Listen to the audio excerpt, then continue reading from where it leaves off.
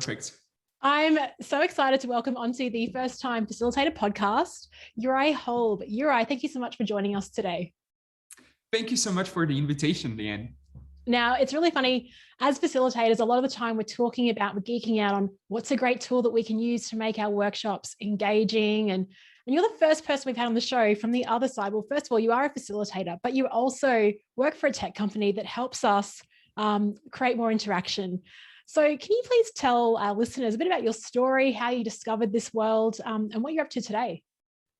Absolutely. So I'm actually currently the chief meeting designer at Slido. And people keep on asking, what does the chief meeting designer actually mean, right? And for us at Slido, it has been always absolutely critical to focus on the success of our customers. So it has been so important, to that kind of an extent that over the time, I started collecting more and more input firstly from the conferences, later on from our corporate clients.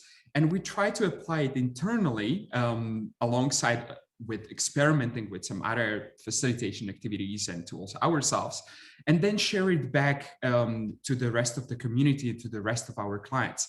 And somehow I found myself into this, in this role, in this position of being, sort of the hub of that kind of a knowledge when it comes to facilitations, of using the tools such as Slido, which, by the way, is that Q&A and polling tool that gives a voice to your teams and to the audiences. So that's how I came about to be the chief meeting designer for Slido.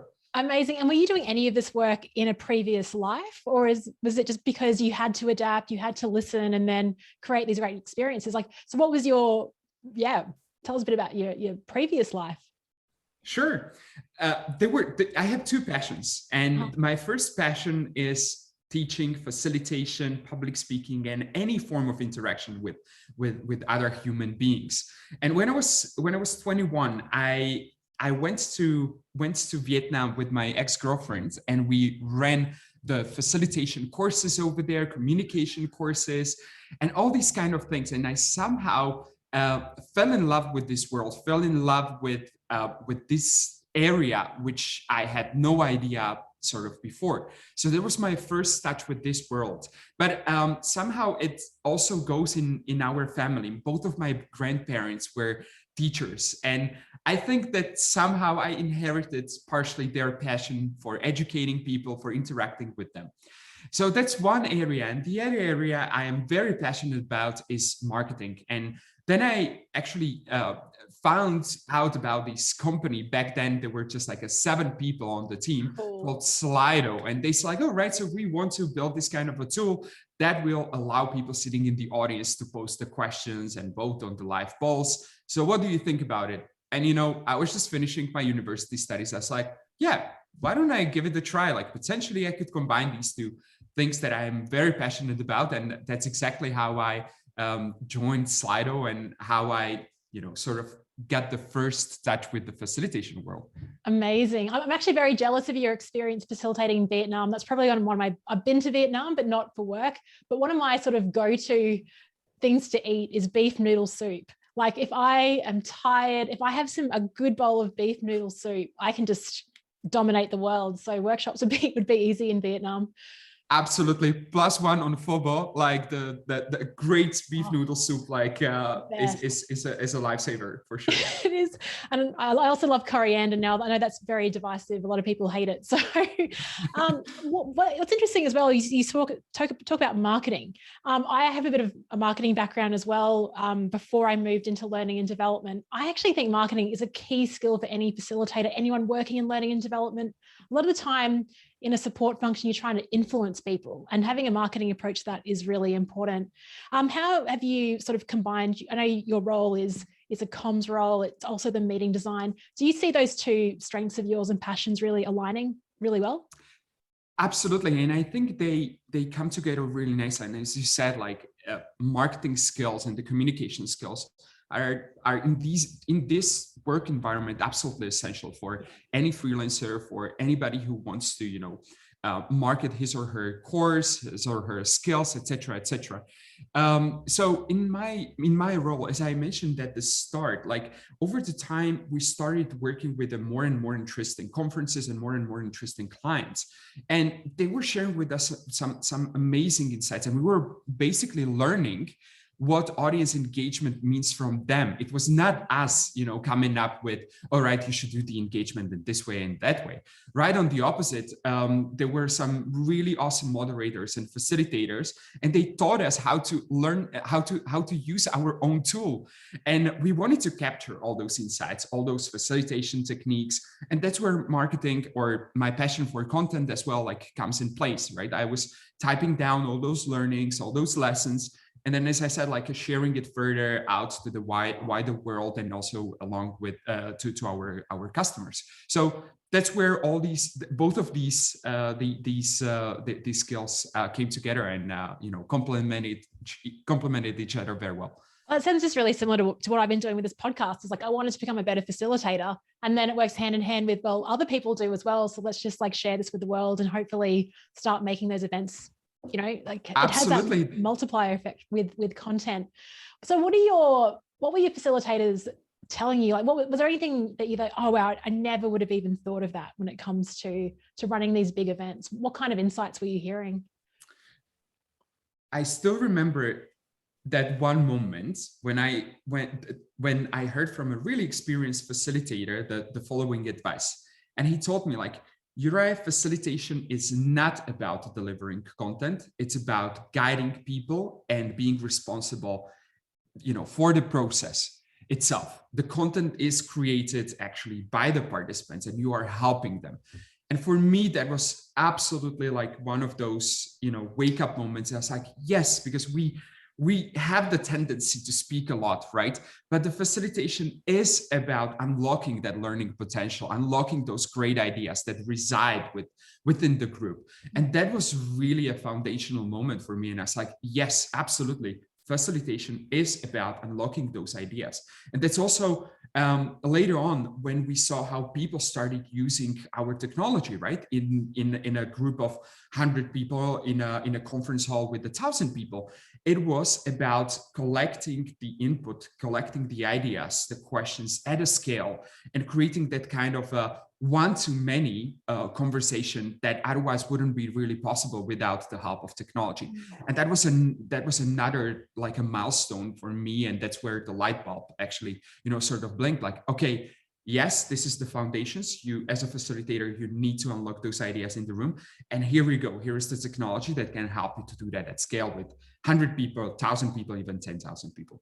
10,000 people. Has Slido been run for that many people? Yes, we've done a very large conferences and even very large town hall meetings, in the big corporations, when really tens of thousands of people actually get together to ask questions to the leadership and vice versa. You might want to hear their feedback on a new strategy, or, ensure the alignment. So use a pulse for that. So yeah, this kind of a technology allows you to do that at a really large scale, whether it's 10, 100 or 10,000 people. I mean, I've said this to you before. You're like, I've got really great memories of Slido. One of my first ever big sort of MC events for a company I was working for. I think it was back in 2017. At this huge event, luckily, I was asked to MC it with our executive team. It was being streamed globally, so there was a bit of pressure there. And then I was like, what's this Slido? And the thing was, it just became like the ultimate co-facilitator. Like, I felt like I wasn't on it, like doing this on my own. And I remember one of the questions, it just brought around laughs. And I just loved the way that it worked in terms of that interaction, like hundreds of people, right? The question was, what are you most looking forward to next year? And it was a word cloud. And so there was all of the stuff like strategy and just those words. And then everyone in our business loved, there was an executive leadership team member, his name was Bob, and everyone just loved Bob. So someone wrote Bob in this word cloud, and then it just grew bigger and bigger and bigger. And Bob was just, ecstatic. And the feeling that we got from that, everyone was laughing and Bob chuffed, and, and then as an MC, I kept playing off that. So it was just a wonderful moment. And your tech tool opened that up for me and for the audience. Have you seen it used in any unusual ways, or have you heard stories of like something funny that's happened within an event because of a comment? Memory bank here.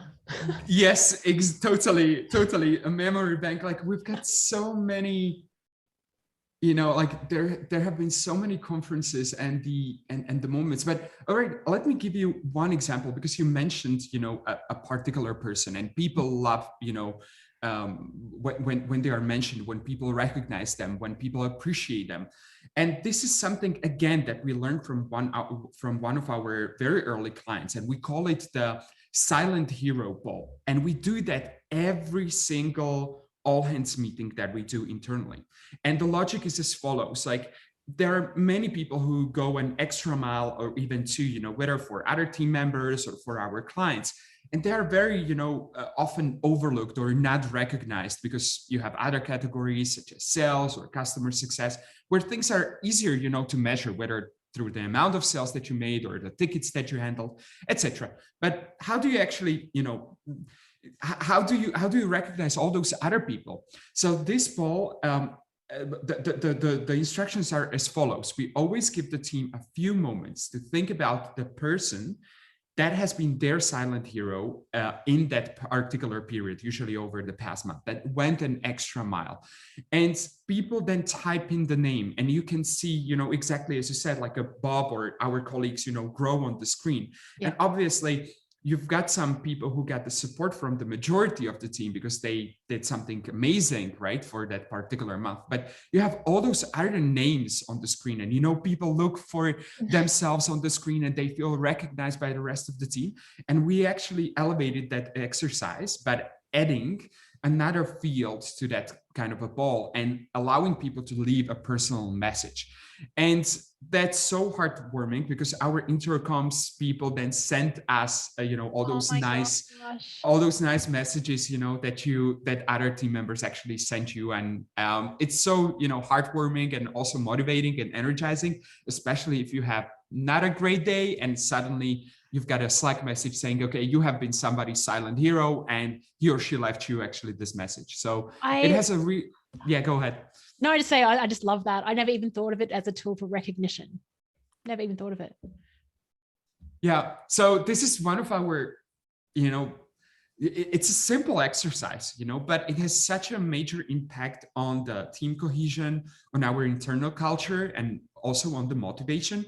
So this is sometimes hard for the first-time users to grasp the full potential, because many people see just a poll, right? And it's like an iceberg. Yes, above the surface, it's just a simple poll, but it has that deeper effect, right? It's about inclusion, transparency, productivity, recognition, as I said, and that is the true power of the tool being well used and being well facilitated. I love that. Yeah, thank you for sharing all those multiple users. You're right. And even when COVID first hit, a lot of the attention went to the technology, so the camera and the audio and all of that. But then it became a conversation around, okay, everyone's set up now. How do you use that optimally? How do you creatively use it? And some of the examples have been incredible. With the fact that I host a podcast about facilitation means there's a certain amount of pressure when I go facilitate a workshop, right? Because if you're calling yourself a host of a facilitation podcast, because you work for Slido, is there pressure internally then to have like the best meetings? Absolutely. and my team in particular, like, holds me accountable for every single tiny slip that I make. But it's great because you are getting that kind of a super valuable feedback from the team. And the other day, I just had a moment of reflection. I just learned that sometimes the best leadership advice that you can get is actually from your team directly, not from any, trainers or books, but ask your team for that piece of advice. And right, like, your leadership can really shine in a meeting. And that's exactly like what I love about having this kind of very transparent and open relationship with my team in particular, that they always point out the things that I could have done better as a facilitator, as a leader. And as I said, like they just basically call me out on anything that I didn't, do well in the meeting. And I love it because you learn so much from just by listening to them. Yeah, that's right. And as your team is geographically dispersed, right? All Yes. around Europe or the world? Every quarter, sort of the composition of the team changes, but currently we've got people in 4 countries. So yes, Switzerland, UK, Germany, and Slovakia. So four countries currently. That's really exciting. And it's good. So let's talk about, you've then doubled around the role of facilitator in being a leader. What we're noticing now is how important that role of leader that runs a great meeting, that effectiveness. But I think the word facilitator can still be, it still seems like instead of it being a verb, like a doing word, it's more like a role, like we look to a facilitator rather than having a facilitative leader. I know Slide's doing a lot of work with like writing lots of content, and your trend report this year was really focused at leaders and getting them upskilled. Are you finding that people are coming to you more for ideas on how to get better, like leaders rather than the trainers / facilitators? Mm-hmm. In the trend report, Leanne, that you mentioned, like we actually learned that 54% of the US office workers think that their managers should get better at facilitating meetings. Totally. And there is another very interesting stat over there. We asked participants how they like the meetings. Let's simplify the whole exercise, right? And then we asked the very same questions the meeting host, how they like their meetings and how happy they are. And you can guess what the result was, right? It was much more favorable with the meeting hosts rather than the meeting participants. So coming back to your question, there is a very clear need for leaders to pick up on these skills. And communication in general will be absolutely critical skill. Engagement of the team will be absolutely critical skill. And very often it is almost like, intangible and very, very hard to explain what facilitation is truly about, right? But to me, it's about a number of things. It's about extracting the ideas to solve bigger problems, right? And meetings are the medium to do that, to solve big problems. And whether you are using technology or you're not using technology, you need to have the skills to get those ideas from the team, right? Then another important element that you need to take care of as a team lead, as a lead in general, is to make sure that people feel connected, that people are able to build the social capital that they lost on over the last year, right? All those random meetings in the kitchen or common lunches and stuff like that. So that's another super important thing that you need to actually take care of, and facilitation can help here. And then obviously the communication and the clarity of the messages that you are sending out. There are so many opportunities, whether you are in a growth phase or whether we're struggling with some kind of a crisis, and people really prefer clarity instead of sugarcoating the message. So that's another part of your skill set that you really needs to build, and it's difficult. Not a lot of leaders are actually ready for this kind of a transition, and I think we will need to start educating, or people need to start educating themselves more about these things. Yeah, I'm absolutely finding the same thing. This podcast was originally built for mainly leaders, not for trainers and facilitators, because trainers and facilitators are, I think, very aware of where they need to improve, and they're all about the lifelong learning. But yeah, you're right. And I think it probably goes back to that statistic where the overconfidence bias, like my meetings are great, like I don't need to improve, but the feedback is on the other end of that. So if you don't think you need to improve, then why would you look to training or getting advice or trying something new out? It's an interesting dilemma. I wonder, but I honestly do think COVID has definitely exposed that in terms of the fatigue that's happening on these meetings and how they're being run. You said before that your team are a great source of feedback for you, and you listen to what they say and then you start improving. I'm sure the year I have today is very different to the one that was in Vietnam presenting and facilitating. How have you personally grown? What do you think you do differently now between, Vietnam, Uri, and where you are today?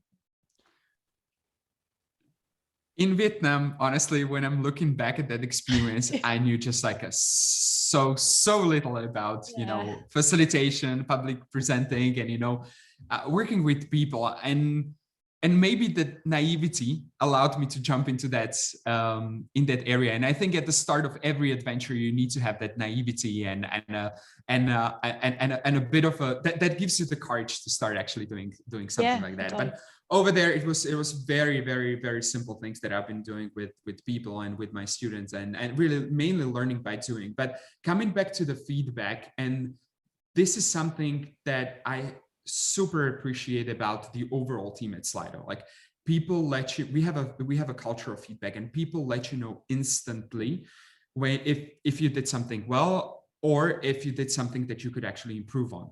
And I always thought, like, mistakenly, that I can learn things on my own without the external feedback, that yes, I can handle it by myself, I can learn by doing, I can learn from the books. But it's not true. Like, if you really want to progress as an individual, if you want to grow as an individual, you won't be to do that without other people, without your team. So the biggest difference is, I guess, and I'm working on it every single day, like suppressing my ego every single day and listening to people, being vulnerable, being open to their feedback, and then basically acting on it. And you can then translate it into hard skills and building up on that and improving on the meetings and all the other things. But being honest with yourself and learning from the others, I think that's the main learning that I learned from 10 years ago to now. I think everyone listening that wants a role internally is like, can we have Juraj as our manager? Because that's what you want in a manager, is someone that's sort of listens to that, parks the ego aside. What you're talking about at Slido, the fact that you've got this culture of feedback, just-in-time feedback, that is an aspiration for so many organizations. They come to me, they come to my fellow facilitators and consultants, we want to create a culture of this. Was that the way it was from when you joined with 7 people, or has it evolved? And how do you think you've kept that or aspired to it, whichever one?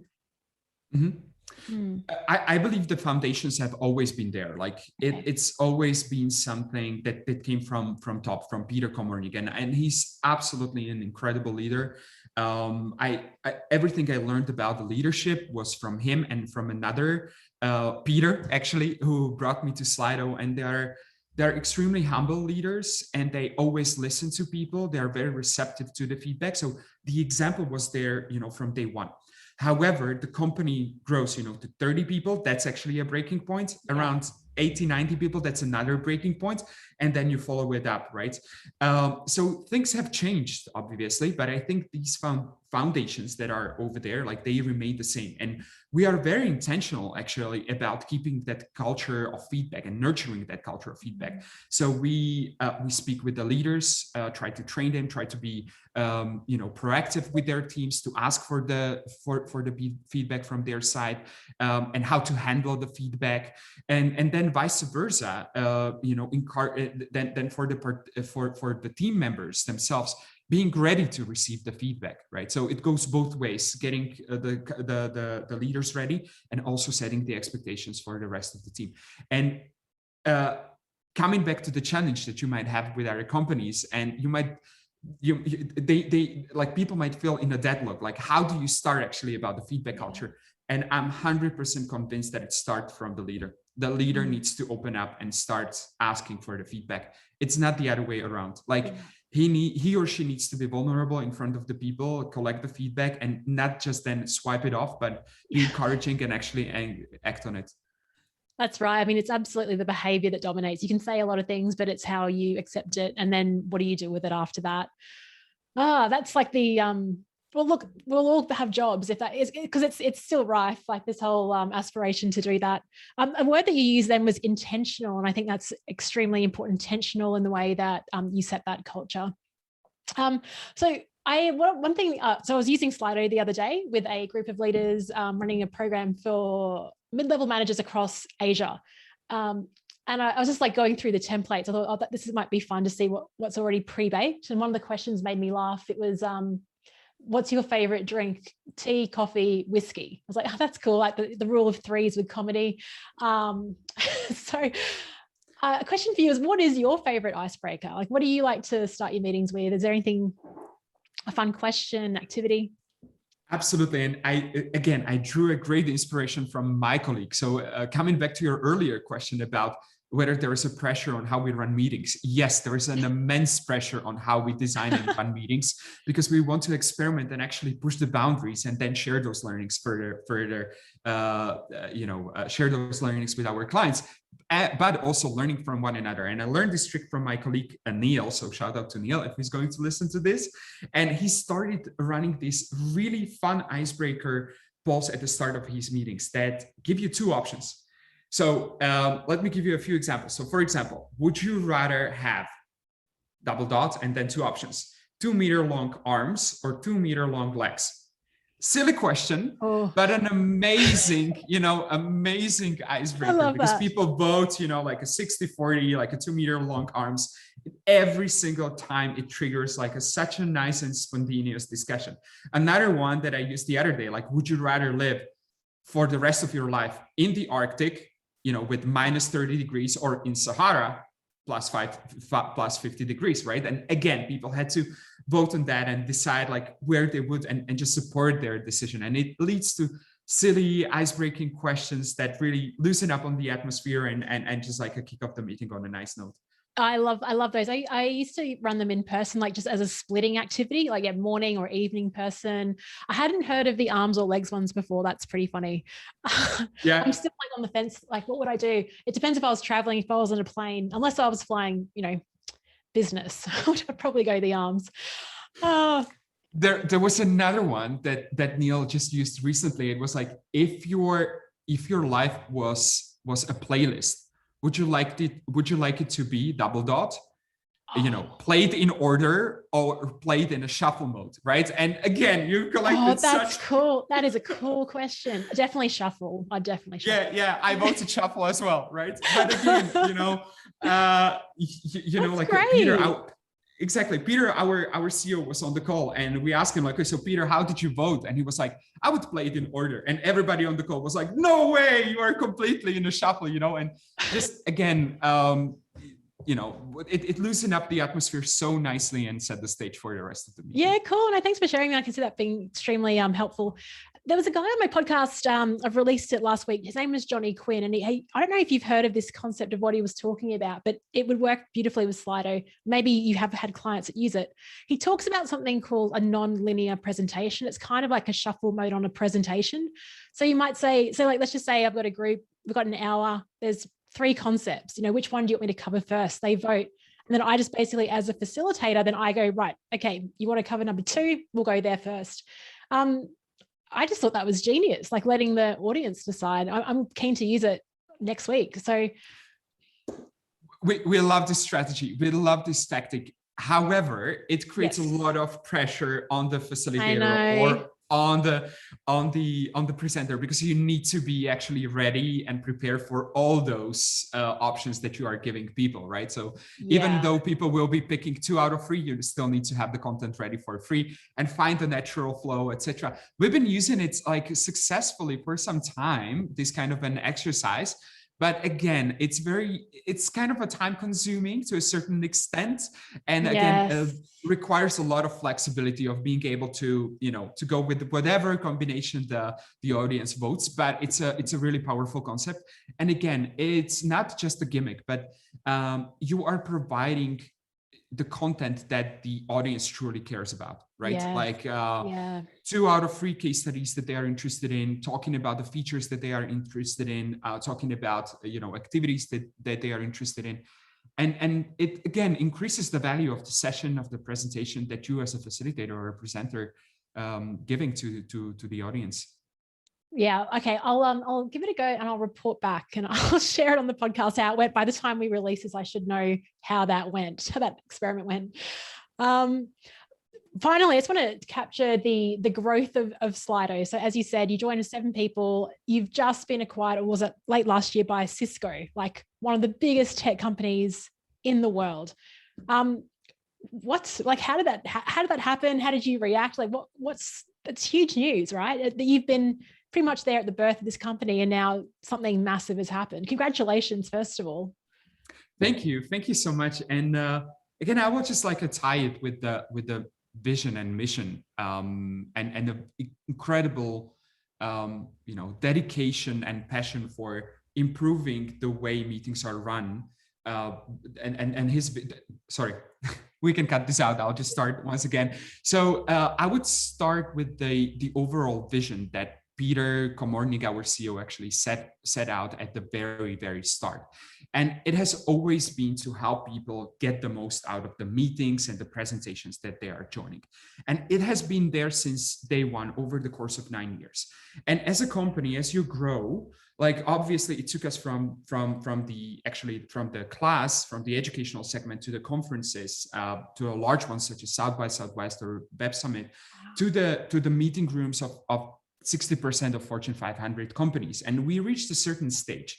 And it was about the last year when the whole COVID actually crisis hit. And this time last year, we were not a tool for remote meetings, not at all. We were all basically optimized for the live meetings. So the whole company had to reposition itself. The product had to reposition itself from literally one day to another to the virtual basically segment. And we, once again, it propelled an unprecedented growth. We grew by about 200% year over year at that stage. And we were just like looking, for either for a partner or for an investor that could help us, execute on that vision that we had from the day one, right? To take us to the next stage. And we happened to find a great alignment with Cisco, because for them, it's really about creating the inclusive future, creating really a 10x better experience, for online participants. And there was a great alignment. And we saw like, all right, maybe instead of just like pairing up with the investor, why don't we go with somebody with whom we have such a strong alignment that could open up the distribution channel for us, which the WebEx is, with all its millions of users. And we said like, okay, why don't we give it a shot? Why don't we take a leap of faith and go with Cisco? So it was heavily about the vision and mission alignment that actually convinced us to join Cisco. Yeah, and I love that has really sort of stayed through, and the whole sort of customer focus first. I think if any business, and I'm trying to write, like, I definitely remind myself of this as a solopreneur, is like, if you can delight your customers, then you'll just take care of yourself as well. So just put them first, and the side effects will be even greater than you can imagine. Just to finalize, are there any sort of words of wisdom or advice for first-time facilitators listening in that would like to boost their engagement skills and hear all voices? Absolutely. I would come back to that critical moment when I understood what the facilitation is about.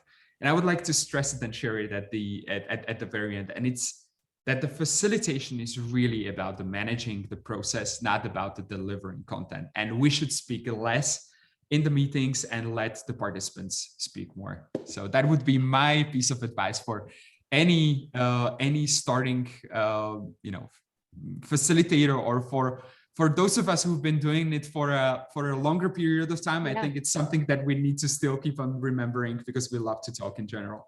Totally.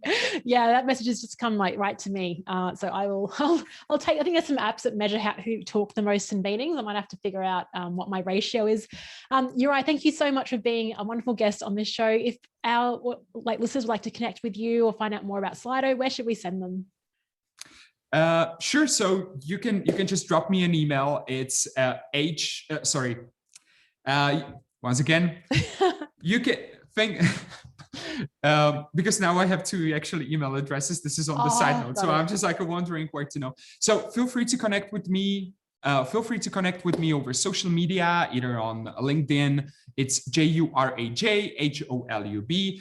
The same handle on Twitter, or just drop me an email at jholub@slido.com. I'll be more than happy to speak with you, share some stories, share some insights and tips. Awesome. Thanks for sharing your email on this podcast. And we'll put a link to all of that in the show notes as well. Juraj, thanks again. You've been awesome. Leanne, thank you so much for the invitation. Yay.